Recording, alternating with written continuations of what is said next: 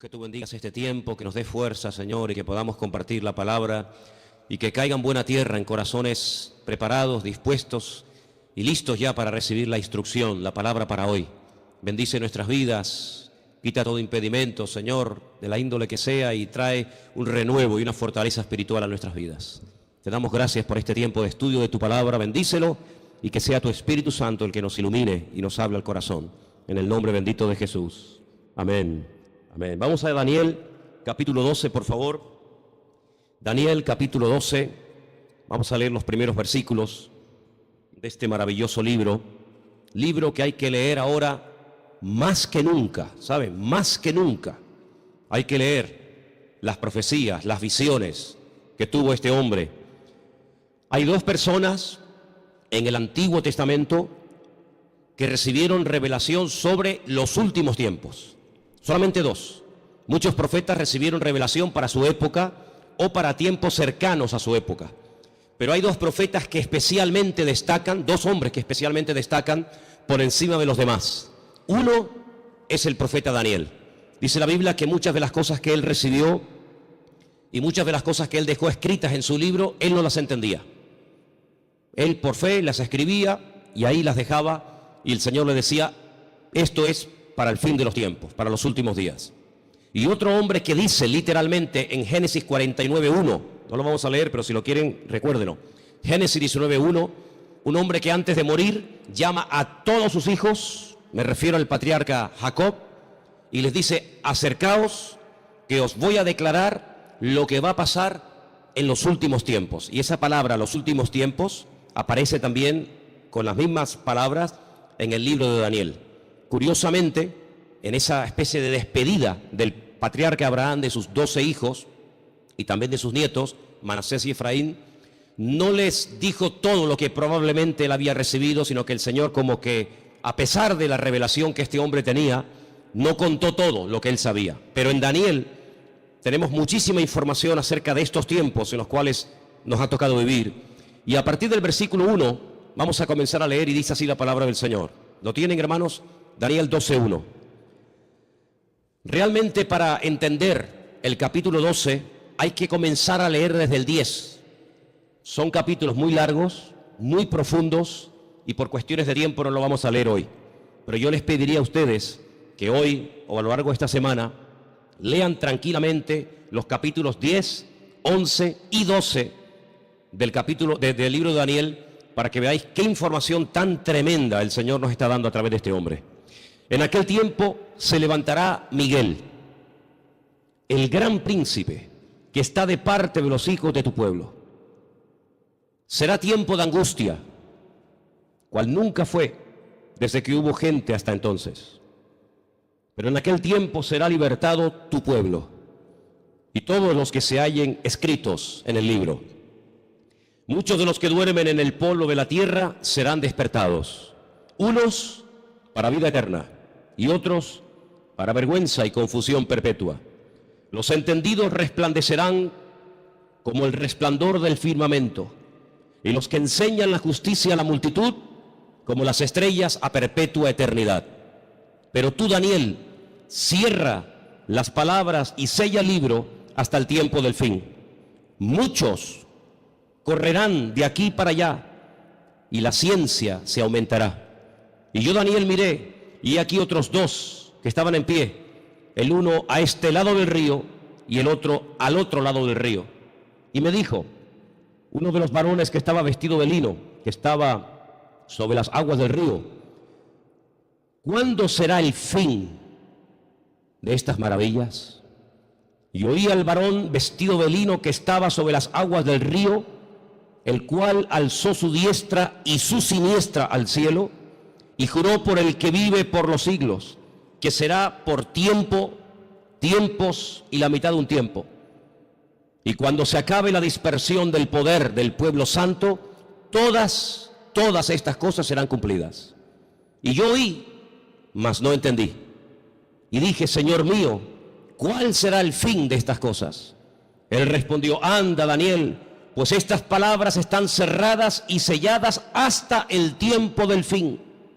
Muchos serán limpios y emblanquecidos y purificados, Los impíos procederán impíamente, y ninguno de los impíos entenderá, pero los entendidos comprenderán. Y desde el tiempo que se ha quitado el continuo sacrificio hasta la abominación desoladora, habrá 1290 días. Bienaventurado el que espere y llegue a 1335 días. Y tú irás hasta el fin y reposarás y te levantarás para recibir tu heredad al fin de los días. ¿Cuántos dicen amén? No es un libro fácil, ¿saben? Es un libro que además hay partes, no todo, estos capítulos no, gracias a Dios, pero hay otros capítulos que están escritos en arameo. Y aunque se escriben las letras igual, las palabras significan cosas diferentes. Por lo tanto, esos capítulos, yo particularmente en arameo sí los puedo leer, pero no los entiendo porque no hablo arameo. Pero estos capítulos 10, 11 y 12 están escritos en hebreo y son muy interesantes porque hay expresiones, hay hebraísmos, hay palabras que tienen una profundidad, un sentido mucho más profundo que lo que a priori se puede entender, se puede ver, ¿no? ¿Por dónde empezamos? Bueno, hermanos, solamente decirles algo. ¿Os dais cuenta cómo está el mundo? En cuestión de días, en cuestión de semanas, el panorama mundial ha cambiado completamente. Profecías que hacían cientos, por no decir miles de años, que han estado ahí como dormidas, están surgiendo las circunstancias, se están dando las situaciones para que así, en un abrir y cerrar de ojos, en cualquier momento, puede iniciar una situación de tal magnitud que ya no hay marcha atrás. De hecho, yo me atrevería a decir esta tarde que estamos en este momento en una situación en la que ya no hay marcha atrás. Naciones que antaño se pelearon, ahora se han unido porque tienen un enemigo en común, y los medios de comunicación ayudan y al mismo tiempo no ayudan. Ayudan porque te dan información del movimiento de tropas, de soldados, situaciones de países, lugares donde hay guerras, muertes, etcétera. Y en cierto sentido, pues gracias a la televisión, a la radio, a la prensa, a internet, pues te enteras de cosas que están ocurriendo a centenares o a miles de kilómetros y estás al día. Pero por otra parte, ellos cuentan su versión. Ellos te cuentan lo que ellos entienden que está ocurriendo.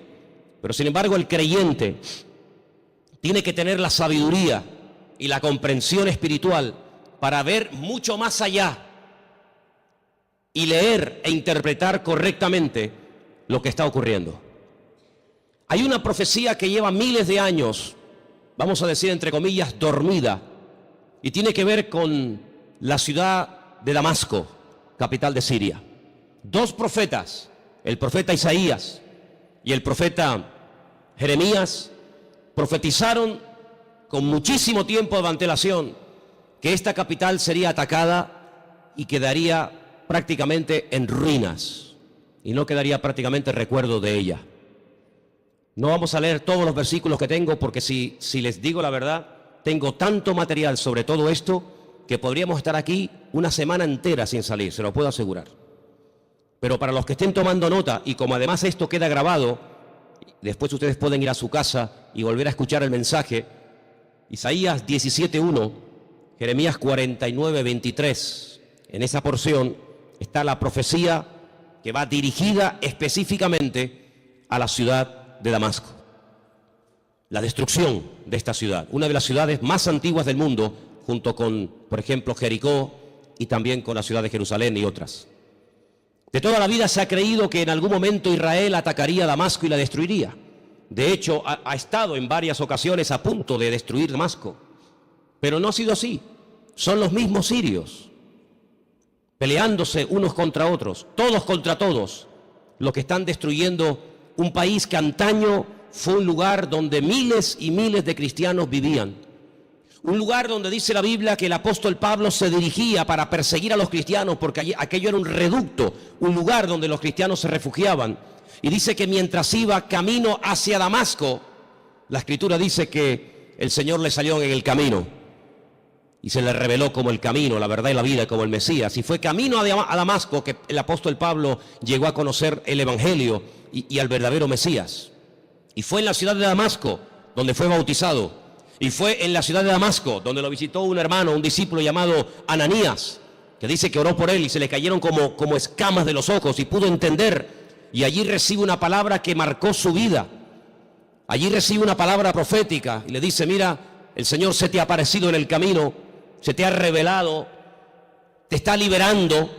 Ahí yo en estos días he estado hablando acerca de varios tipos de ataduras: ataduras espirituales, ataduras físicas, ataduras mentales.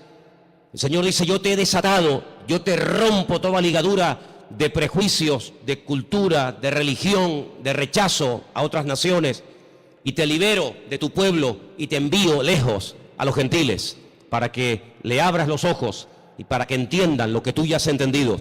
Pero también le profetiza los sufrimientos y las torturas y el camino arduo por donde tendrá que pasar hasta llegar a la meta, hasta llegar a la presencia del Señor, ¿verdad?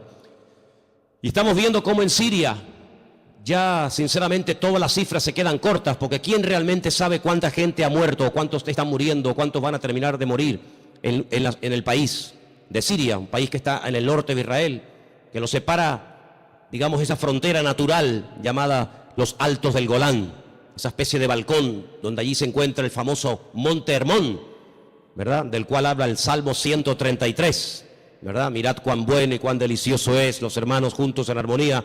Y ahí habla de ese hermoso monte.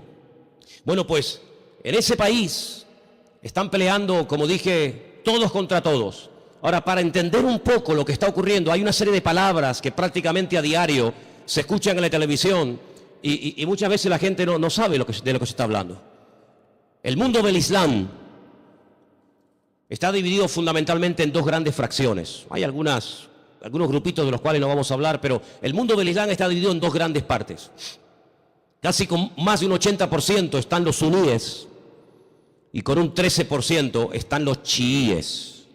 Y de esto oímos hablar mucho a diario, ¿verdad? Los suníes, los chiíes. Y aunque hay países donde están todos juntos, pero hay después otros países que son mayoría suníes o mayoría chiíes. Por ejemplo, los países donde son mayoría los suníes, con más del 80%, es Arabia Saudita, donde se encuentra la Meca, Kuwait, los Emiratos Árabes, Jordania, Egipto, Pakistán, Afganistán, Yemen y otros más. Los países con mayoría chií, Irán, Persia, como lo llama la Biblia a la cabeza, parte de Irán, Líbano. Decir Siria, pues es un poco complicado, porque en Siria están ahí todos contra todos, Azerbaiyán, Bahrein. Cada uno de estos grupos, todos creen en el profeta Mahoma, todos leen el mismo libro, el Corán, pero hay grandes diferencias entre unos y otros. Daré algunas pinceladas para que nos situemos y sepamos de lo que estamos hablando y por qué se matan y por qué se odian tanto los suníes y los chiíes. En cada uno de estos bandos, por decirlo de alguna manera, o de estas fracciones, hay diferentes grupos armados que pelean contra los otros. Por ejemplo, el grupo terrorista más famoso de los chiíes es sin lugar a dudas Hezbollah, que son los que están ahí en el norte, en los Altos del Golán, y que en algunas ocasiones han atacado a Israel, e Israel también les ha atacado. Así que Hezbollah es un grupo mayoritariamente chií que está financiado por Irán. Pero luego en el otro bando, en la parte de los suníes, tenemos al famoso grupo Al-Qaeda, responsables de las famosas Torres Gemelas, tenemos a los talibanes, tenemos al famoso Estado Islámico, ISIS, a los hermanos musulmanes que ganaron y después fueron derrocados en Egipto, y tenemos al grupo Hamas. Hamas significa violencia y es el grupo que en este momento está liberando la franja de Gaza, allí al sur de Israel. ¿Por qué se llevan tan mal los chiíes y los suníes? A la muerte del profeta Mahoma, el yerno, su yerno, que a la vez era su primo, llamado Alí, fue el que ocupó el lugar del profeta Mahoma. Sin embargo, en el grupo de los suníes, su suegro, que fue el que recopiló todas las cosas acerca del Corán, que era de la misma tribu que Mahoma, Abu Bakr, era el que tomó el liderazgo del Islam. La palabra suní viene de la palabra árabe suma, que significa código de conducta. Ellos creen en los ulemas, que son los doctores, los teólogos del Corán, y son los únicos que pueden, digamos, interpretar lo que dice el Corán, los textos del Corán. Por otro lado, los chiíes tienen a los famosos ayatolás, y ellos lo que hacen es que unen la política y la religión, y hay ahí una lucha, porque los suníes dicen que entre Alá y el hombre no puede haber ningún tipo de intermediarios, no se puede adorar a nadie más que a Alá, ¿sí? Pero sin embargo los chiíes, aunque también adoran a Alá y creen en el Corán, y van a la Meca en peregrinación, de hecho, sabéis, la última peregrinación ha sido, como todos los años, catastrófica, han muerto casi 800 chiíes, la mayoría de ellos procedentes de Irán y de otros países chiitas, pues ellos además en sus mezquitas tienen fotografías de sus mártires, entre comillas, de sus santos, y en cierto sentido como casi que los veneran. Así que estos dos bandos están enfrentados los unos contra los otros. Y allí en Siria, por ejemplo, están peleando los chiíes contra los suníes contra los chiíes. Unos son apoyados por unos países, otros son apoyados por otros países. Pero curiosamente nada de lo que ocurre en el mundo ocurre por casualidad. Todo tiene una razón de ser. Los hombres no pueden ir de un lugar a otro si Dios no lo permite. Las naciones no pueden dejar sus territorios y abarcar o conquistar otros territorios si Dios no lo permite. Todos los cambios que está habiendo en la geografía, en la política, en la economía, no es producto de la casualidad ni de la locura de cuatro locos, sino que todo esto es el movimiento que Dios permite que se lleve a cabo para el cumplimiento de las profecías, tanto de Daniel como de Ezequiel y otros grandes varones de Dios, que pronosticaron con cientos y con miles de años de antelación todo lo que iba a ocurrir. Curiosamente, Irán, que no son árabes, no confundan, los iraníes no son árabes, son persas, es el segundo animal, la segunda parte de la figura que vio Daniel en aquel sueño, pues dice que ya se han unido con el gran enemigo del norte, que es Rusia, y ya han comenzado a atacar a los enemigos del presidente de Siria, y ya dentro de pocos días comenzará una invasión por tierra, y ya están allí miles y miles de soldados rusos, armados hasta los dientes, ya están atacando posiciones del famoso Estado Islámico y otros también que no tienen nada que ver con el Estado Islámico. Y mira tú por dónde dos países, uno tremendamente religioso como es Irán y uno tremendamente ateo como supuestamente se cree que son los rusos, pues resulta que se han unido porque dice que van a ayudar. Fíjate qué bondadosos y qué maravilla. Van a ayudar a un país que está lejos de sus fronteras, pero que tienen que ir a echarle una mano porque si no va a ser destruido. Solamente hay 5 ciudades de Siria que en este momento están bajo el dominio del presidente Bashar. El resto del país está prácticamente destruido o tomado por otras fracciones. Y mira tú por dónde. La semana pasada, la costa de Siria y la costa de Israel se llenaba de portaaviones chinos, armados hasta los dientes con armas nucleares, con misiles, con bombas, misiles de largo y de corto alcance, capaces de recorrer centenares y miles de kilómetros. Y mira tú por dónde naciones como China, que no tiene nada que ver con Siria, o Rusia, que está allí con sus problemas, y los iraníes, que tienen también sus problemas recién salidos de todo este follón que han tenido, resulta que ahora se están uniendo como amigos porque van a liberar a Siria. Y nos vamos a quedar con esta información. Nos vamos a quedar simplemente con la idea de que van a ayudar a Siria y cuando se arregle la situación en Siria, cada uno se va a retirar a su respectivo país. ¿Y quién paga esas bombas? ¿Quién paga esos gastos? Los muertos que van a caer por ambas partes, las familias, los uniformes, las balas, los cañones, la gasolina, el gasoil, los aviones, los helicópteros. ¿Por qué todo esto? La Biblia nos dice por qué.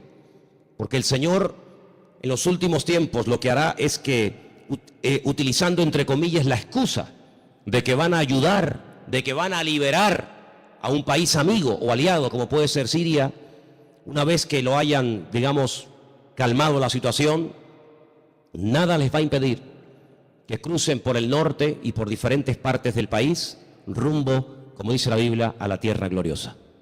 Porque detrás de todo esto no está simplemente cuestiones políticas o económicas, sino fundamentalmente hay una razón: destruir a Dios y destruir al pueblo de Dios.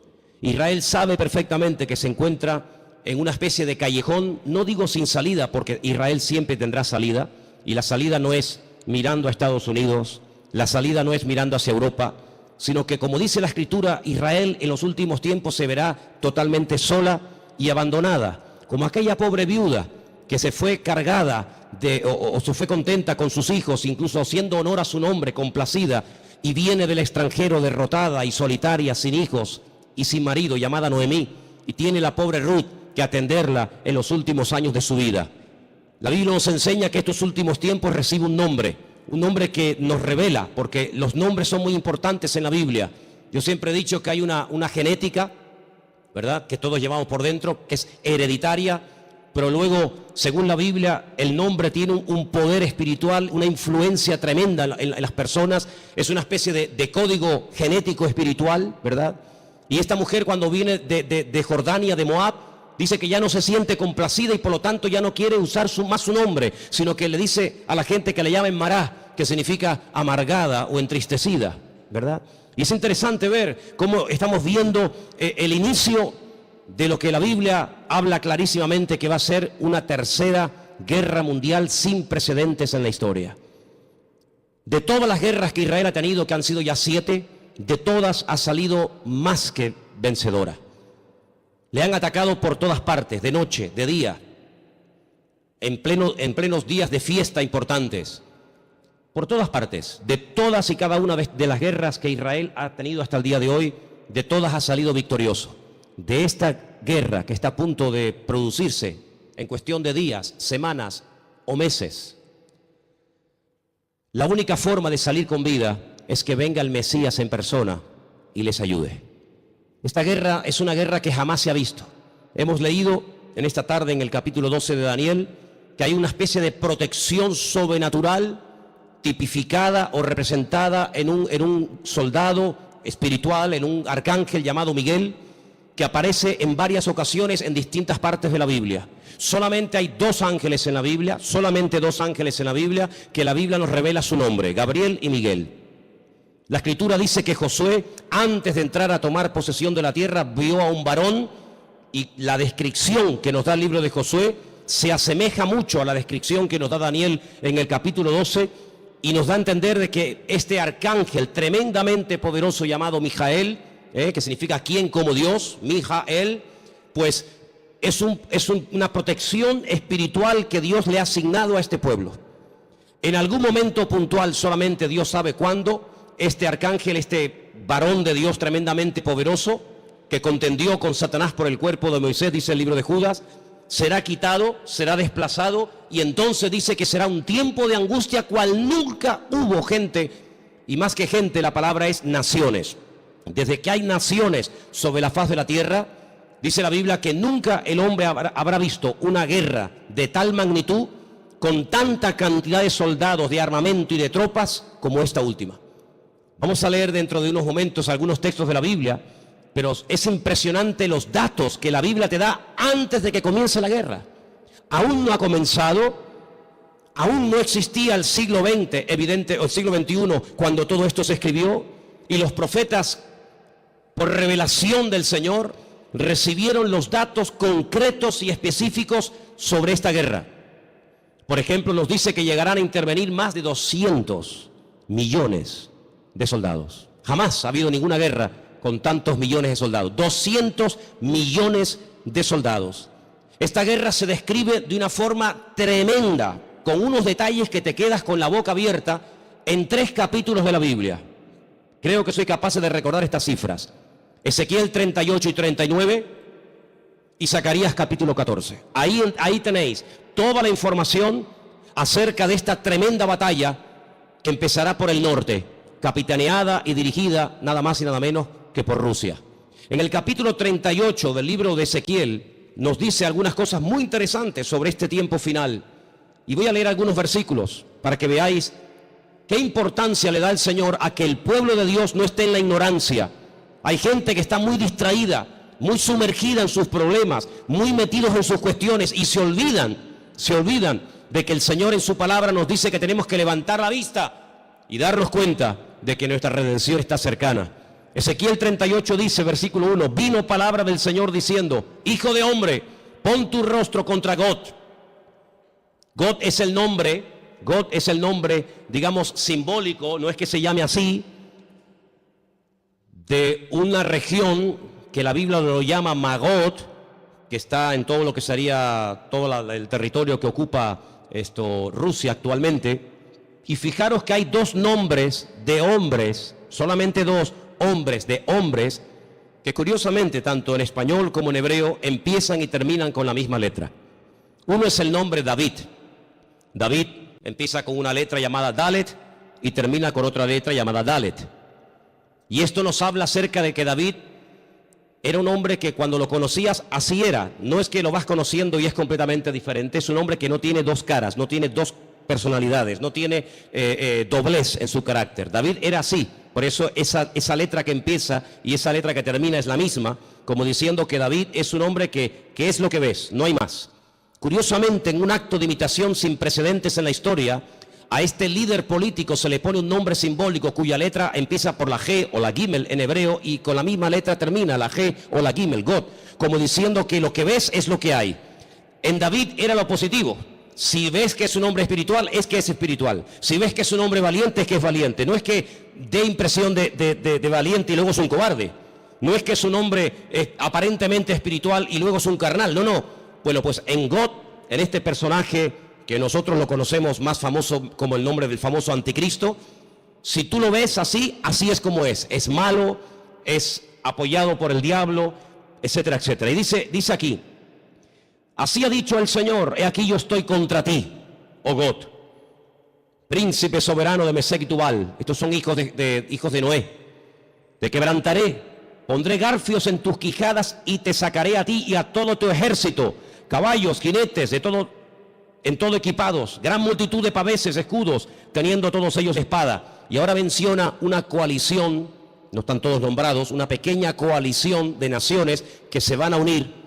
Y menciona Persia, y ya hemos dicho que Persia, ¿quién es? Ok, es Irán.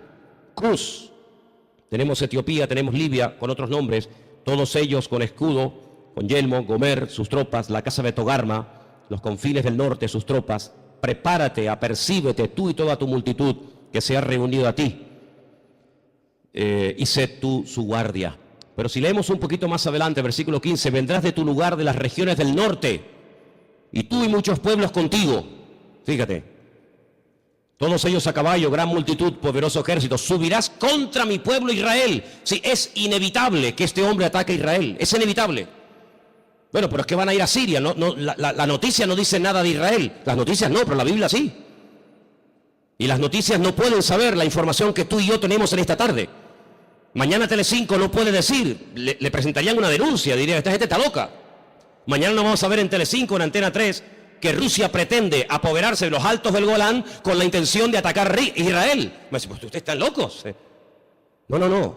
Las noticias no te lo van a decir, te lo estoy diciendo yo. Te lo está diciendo el Señor a través de mi boca. Subirás contra mi pueblo Israel como nublado para cubrir la tierra y será al cabo de los días, al final de los tiempos, en estos tiempos. ¿Y qué dice aquí? Y te traeré sobre mi tierra. No es que a Putin se le ocurre la genial idea de decir, bueno, vamos a Siria y ya que estamos a un tiro de piedra, saltamos los altos del Golán y desde los altos del Golán vemos todo Israel abajo y la machacamos. Total, que son 300 kilómetros de largo para un imperio, para una potencia militar como Rusia, que con una bomba hace así y borra de la faz de la tierra a 10 millones de personas, porque eso es lo que puede tener Israel en este momento, si es que llega ahora mismo a 10 millones de personas viviendo allí. ¿Qué puede impedir? Pero no es él el que lo decide, es Dios el que le dice a God, ven a mi tierra, ven. Y entonces dice, para que las naciones me conozcan, cuando sea santificado en ti, oh God, delante de tus ojos.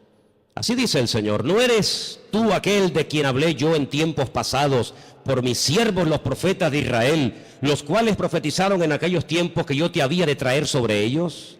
Israel sabe perfectamente que Rusia les va a atacar en cualquier momento. Ya lo hicieron hace poco allí en Ucrania, en el país de nuestro hermano.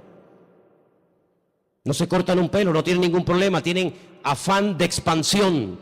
Quieren recuperar lo perdido e incluso lo que nunca fue de ellos. No atacaron en un momento determinado un país que no tenía nada que ver con Rusia, como fue Afganistán. La Biblia profetiza que Rusia va a atacar en los últimos tiempos a Israel. En aquel tiempo, cuando venga God contra la tierra de Israel, dice el Señor, subirá mi ira y mi enojo. tremendo. Pero vamos al capítulo 39. He aquí yo estoy contra ti, oh God, príncipe soberano de Mesed y Tubal. Te quebrantaré y te conduciré y te haré subir de las partes del norte y te traeré sobre los montes de Israel. Otra vez. Te sacaré tu arco de tu mano izquierda y te derribaré tus saetas en tu mano. Sobre los montes de Israel, ahora viene la palabra tremenda. Sí, es verdad, Rusia atacará a Israel, pero sobre los montes de Israel caerás tú y todas tus tropas, y los pueblos que fueron contigo, y aves de rapiña de toda especie, las fieras del campo, le he dado por comida. Sobre la faz del campo caerás, porque yo he hablado, dice el Señor. Impresionante, ¿eh? Enviaré fuego sobre Magog, sobre los que moran con seguridad en las costas, y sabrán que yo soy el Señor. Y haré notorio mi santo nombre en medio de mi pueblo Israel, y nunca más dejaré profanar mi santo nombre. Y sabrán las naciones que yo soy el Eterno, el Santo de Israel. He aquí viene y se cumplirá, dice el Señor. Este es el día en el cual yo he hablado. Los moradores de la ciudad de Israel saldrán y encenderán y quemarán armas, escudos, paveses, arcos, saetas, dardos de mano y de lanzas, y los quemarán en el fuego por 7 años. Durante 7 años tendrán combustible, tendrán armamento de todo lo que abandonaron estas tropas tremendas. No traerán leña del campo ni cortarán de los árboles, sino quemarán las armas en el fuego y despojarán a sus despojadores y robarán a los que les robaron, dice el Señor. En aquel tiempo, qué tremendo, en aquel tiempo yo daré a God lugar para sepultura allí en Israel. Allí va a ser enterrado este personaje que lo llamamos el anticristo, que Ezequiel lo llama God. Allí va a ser enterrado, y después le voy a decir cómo el Señor es tan misericordioso que permite que el anticristo o God, ¿por qué el Señor permite a un personaje tan ruin y tan malo que sea enterrado en Israel y no despedazado, comido por las fieras? Vais a ver qué misericordioso es el Señor. En aquel tiempo yo daré a God lugar para sepultura allí en Israel, en el valle de los que pasan al oriente del mar, obstruirá el paso a los transeúntes, pues allí enterrarán a God y a toda su multitud, y lo llamarán el valle de Hamón God, que significa la multitud de God. La casa de Israel los estará enterrando por 7 meses. ¡Qué matanza, hermanos! 7 meses enterrando cadáveres. Impresionante, ¿eh? Versículo 13.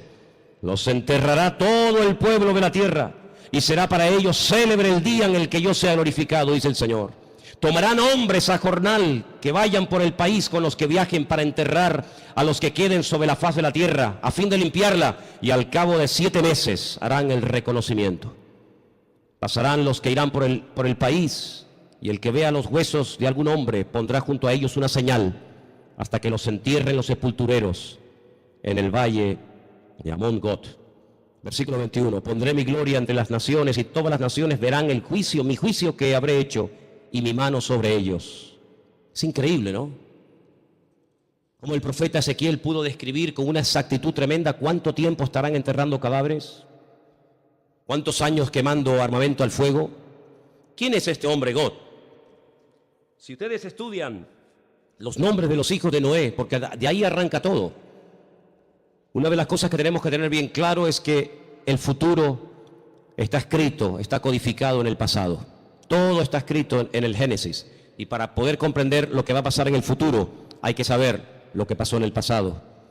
3 hijos tuvo Noé: Sem, Cam y Jafet. Cuando Noé sale del arca, planta una viña, dice la palabra de Dios que se emborrachó, perdió el control, se emborrachó, quedó desnudo en medio de su tienda, y uno de sus hijos, Cam, dice el texto hebreo, que se rió, se burló de su padre, no lo cubrió, no lo tapó, lo humilló, se lo contó a sus hermanos, incluso hasta intentó propasarse con su propio hermano, con su propio padre. Sus 2 hermanos fueron de espalda caminando y taparon a su padre. Fíjate qué misericordioso es el Señor, que este personaje que es descendiente de Jafet, no de Cam, no de Sem, sino de Jafet, por haber cubierto a su padre, él será cubierto con tierra en los últimos tiempos, en la tierra de Israel. El refrán dice: midá keneged midá, lo que siembras es lo que cosechas, medida por medida. ¿Por qué esperó el pueblo de Israel por María? Al fin y al cabo era una. El resto era tanta gente, 2 millones de personas. ¿Por qué esperó todo el pueblo por María? Porque María, cuando Moisés era pequeño, esperó a ver cuál era el futuro de su hermano Moisés y no se fue hasta que la hija del faraón lo adoptó y se lo llevó al palacio. Y por ese acto de esperar, de preocuparse por el futuro de su hermanito, que en aquel tiempo era un bebé de 3 mesitos, por ese acto de misericordia y de amor y de interés, años más tarde el pueblo la espera a ella. Y siempre es así. De ahí que Pablo diga a los Gálatas,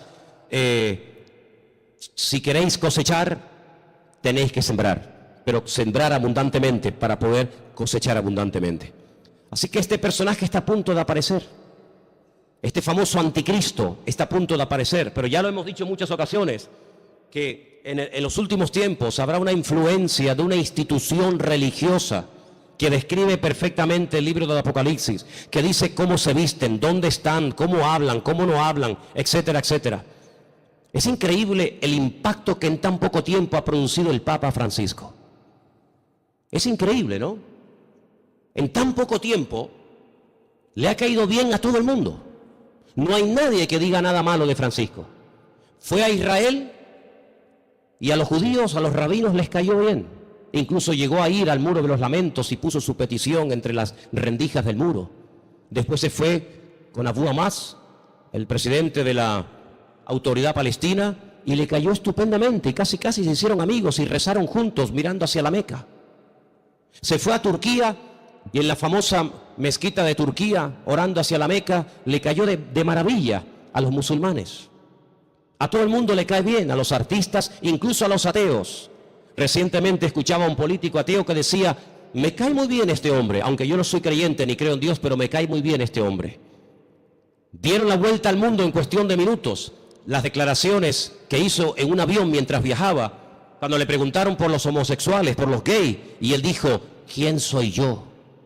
¿Quién soy yo para juzgar a los gays? Y todo el mundo comenzó a decir, la iglesia está cambiando.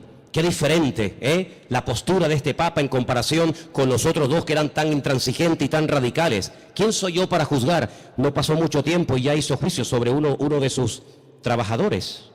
Ayer un sacerdote, dice él, que salió del armario porque Dios así se lo había pedido y así lo había querido y fulminantemente fue destituido, ¿no?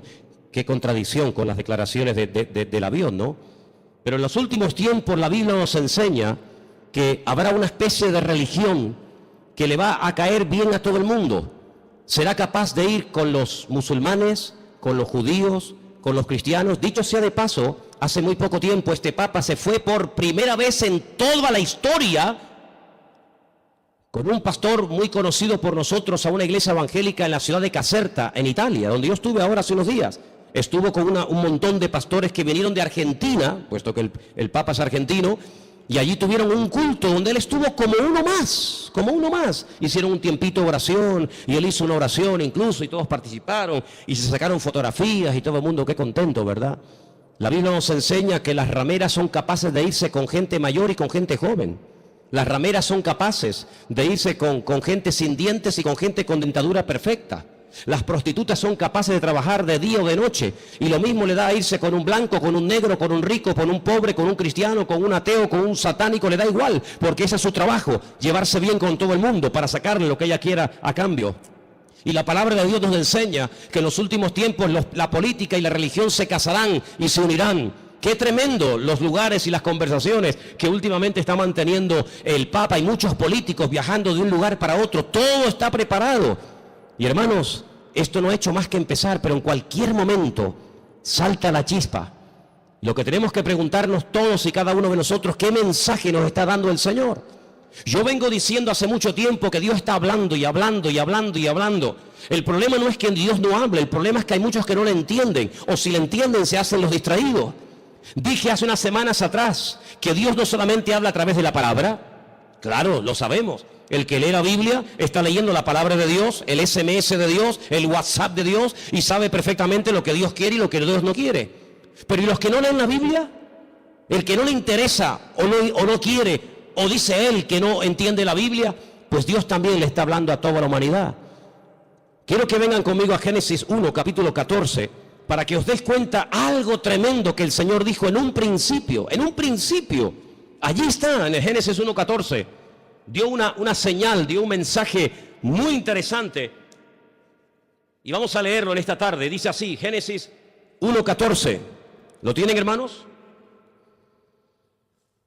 Tengo esta página de la Biblia prácticamente destrozada, entonces espero leerla bien porque la tengo toda pegada. Creo que dice algo así como: y dijo Dios, haya lumbreras en la expansión de los cielos para separar el día de la noche y sirvan de señales para las estaciones. Ahora ya no tengo ese trocito que dice para días y años. Ok, ahí está. ¿Qué es lo que será? Lo mismo que fue.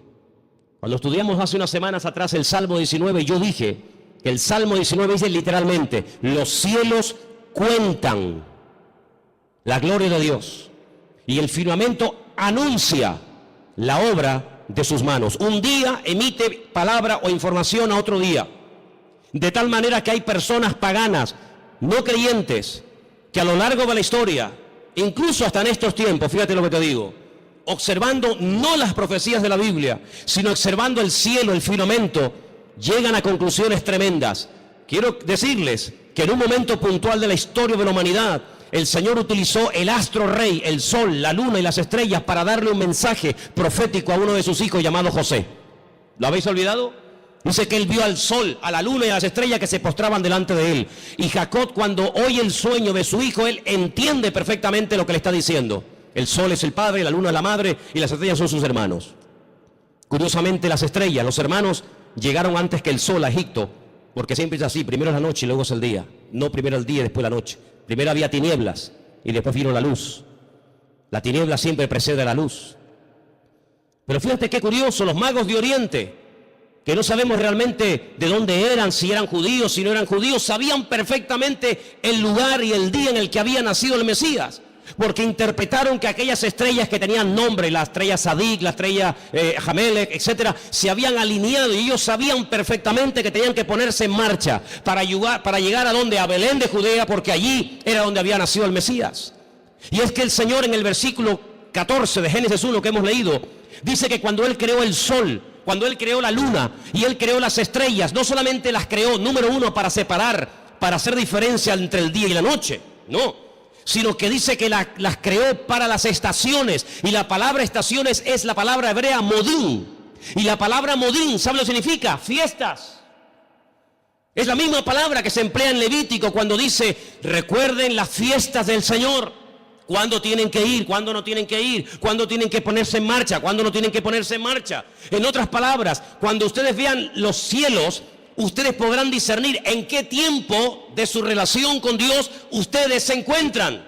Es muy importante que tú, hermano y hermana que me escuchas en esta noche, te preguntes: ¿dónde me encuentro ahora mismo en mi camino, en mi relación con Dios? ¿Estoy más cerca? ¿Estoy más lejos? ¿En qué punto me encuentro? Porque el tiempo marca la circunstancia y la circunstancia marca el tiempo.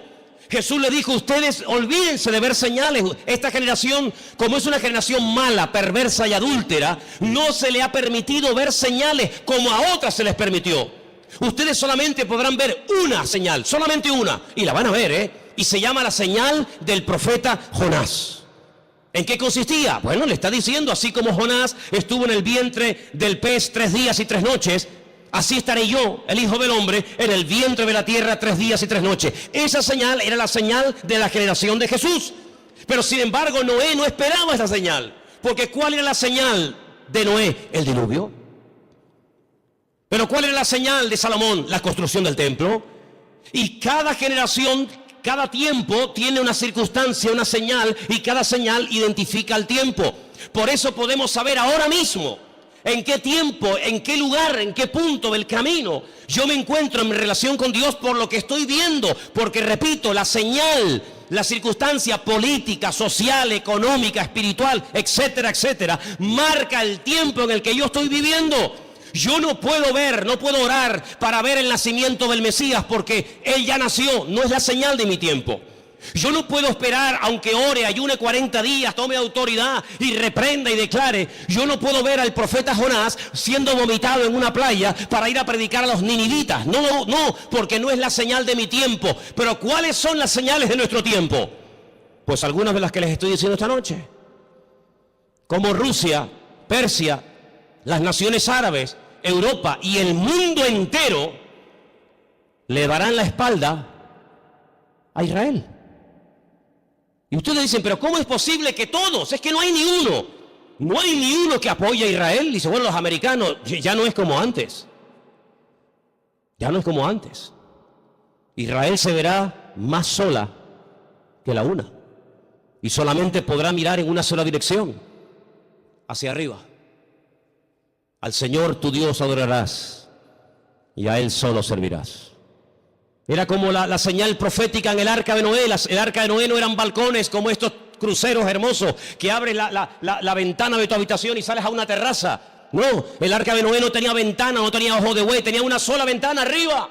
No podían mirar a derecha, izquierda, adelante, detrás, no. El arca de Noé no tenía timón, porque no había que dirigirla a ninguna parte, Dios la dirigía. Y si querías mirar a algo, a una dirección, si era de día o de noche, arriba, nada más que arriba. Y eso es lo que el Señor quiere que nosotros hagamos, que solamente mires arriba. ¿Y quién está arriba? El Señor, Dios Todopoderoso, nuestro Señor, Rey de Reyes y Señor de Señores, no solamente a Él.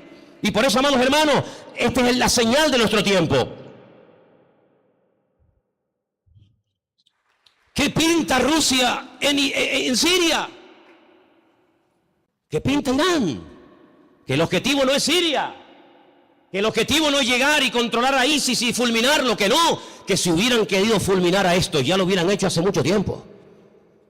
Si Rusia, si Estados Unidos quisiera arreglar el problema de Siria, de los yihadistas, ya lo hubieran hecho. No hay problema en eso. No lanzó una bomba Estados Unidos sobre una ciudad japonesa llamada Hiroshima y se cargó a más de 500.000 de personas así. Y no lanzó otra sobre Nagasaki y en cuestión de segundos hizo, la borró de la faz de la tierra. El problema no está en que no se pueda contra ellos, sí se puede contra ellos. El tema es que cada pieza tiene que encajar en el puzzle del Señor. Y el Señor ha puesto a esta gente allí. Una cosa increíble que un musulmán dinamite una mezquita o ataque a otro musulmán, es una cosa increíble. Que le prenda fuego a un cuerpo de un hermano musulmán, es una cosa inconcebible dentro del Islam, porque el Islam no es eso.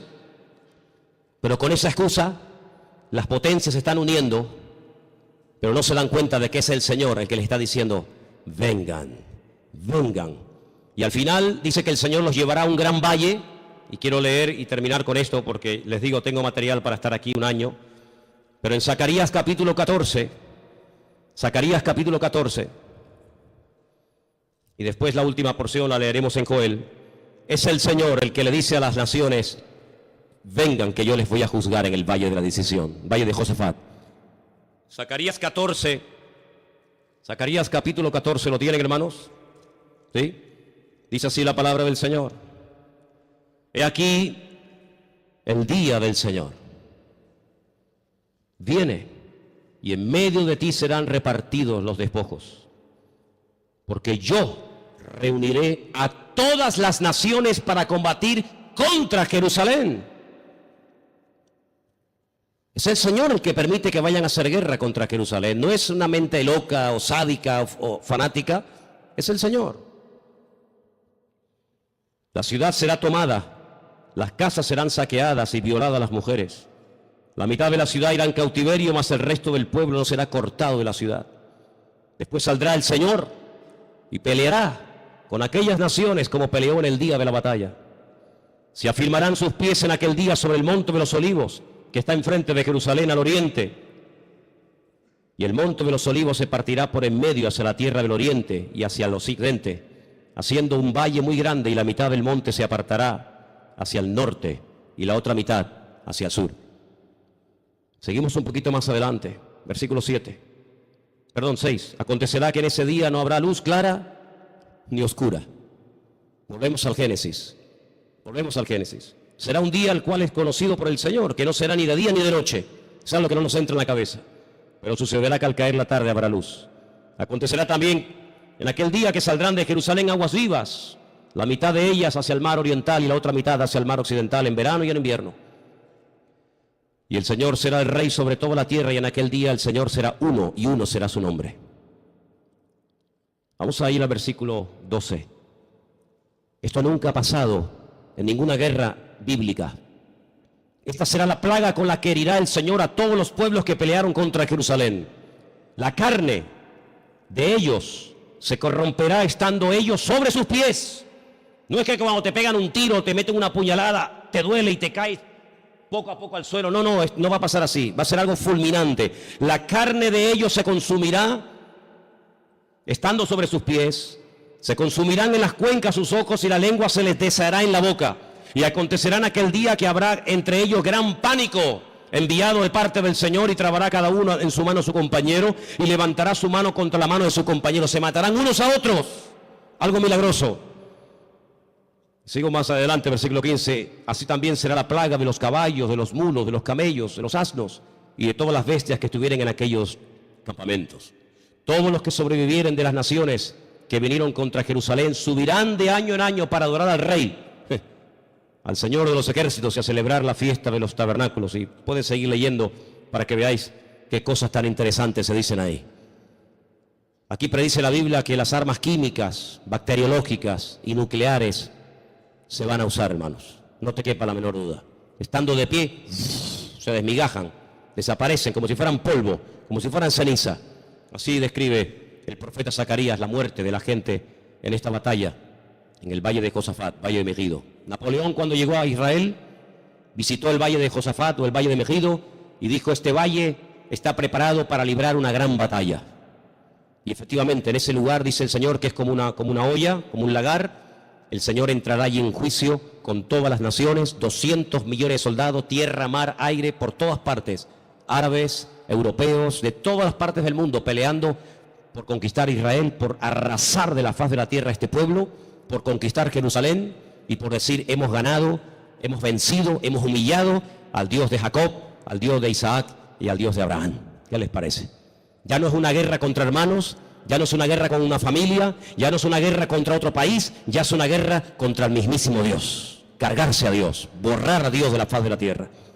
Pero hay una señal que está apareciendo en los últimos tiempos, y te la dejo ahí para que medites en ella.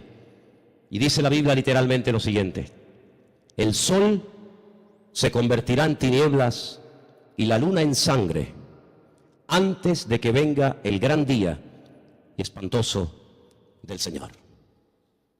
Qué curioso, ¿no?